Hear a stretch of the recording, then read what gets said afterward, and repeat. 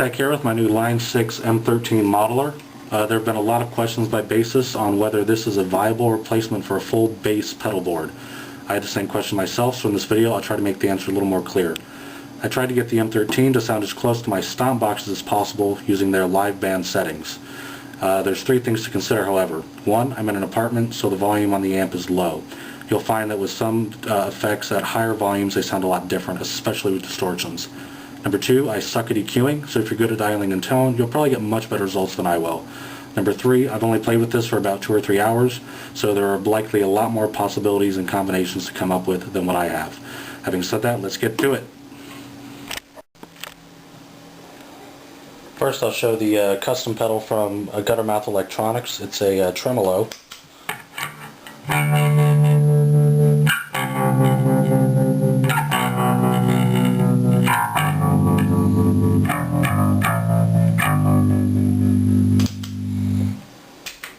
This is the Opto Tremolo.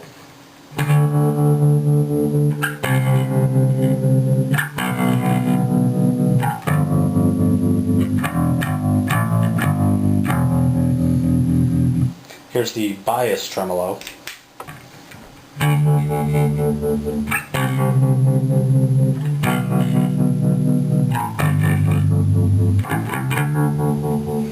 And again, the Guttermouth.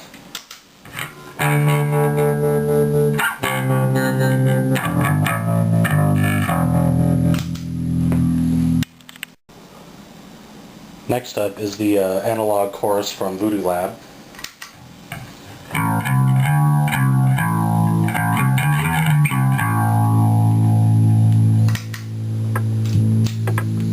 Analog chorus on the M13.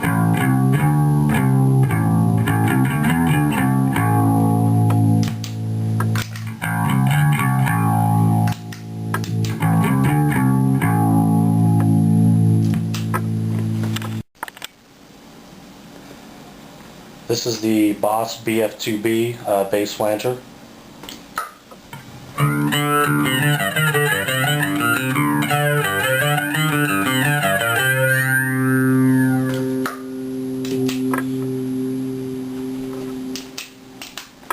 This would be the analog flanger on the M13.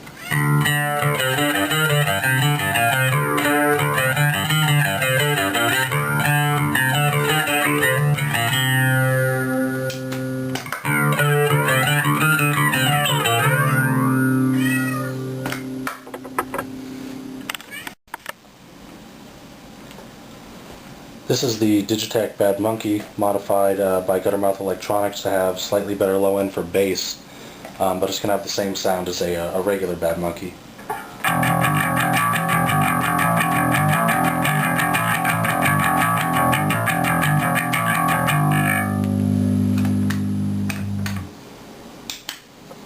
This is the tube drive.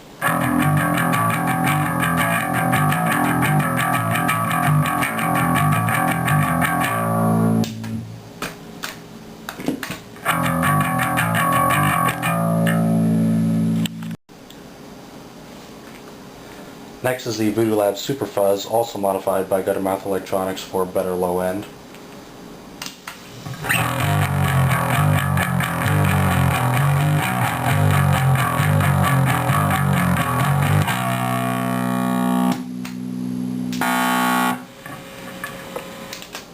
This is the color drive.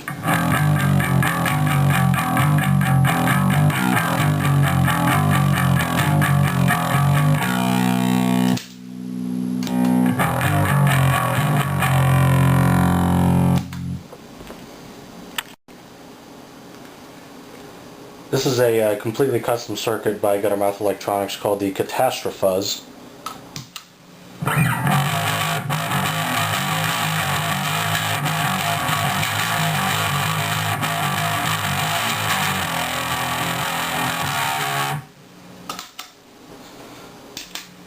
This would be the Jumbo Fuzz.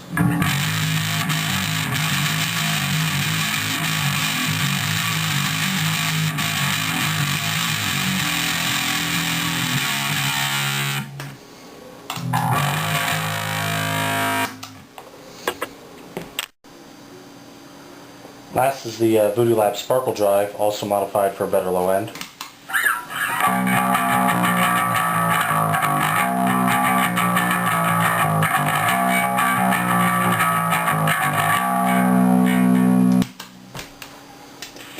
This is the Line6 drive.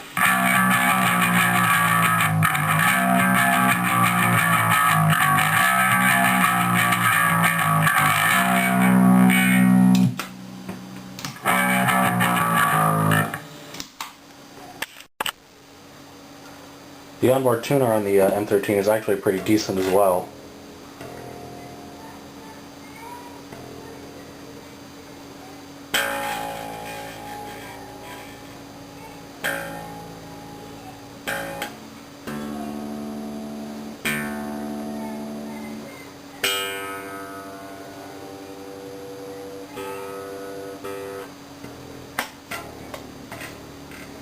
I don't have a 5-string, so I don't know if it tracks the low B well, but it does the low D just fine, as you can see.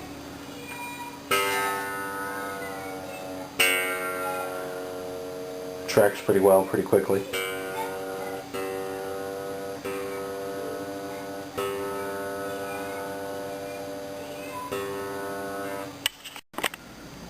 Everything you just heard was played through, with a G&L L2000 through a Fender Bassman 25. I did use a pick while playing. I find that when you use a pick, it's much easier to pick out the nuances of the pedals as opposed to playing with fingers. As you can see, a lot of the effects do sound pretty similar. Some of the distortions aren't quite as full as the stomp boxes, but in any situation where you're live or in a mix, I'd be willing to bet that the M13 would be fine and hold its own. I hope you found this video helpful. If you didn't, suck my balls.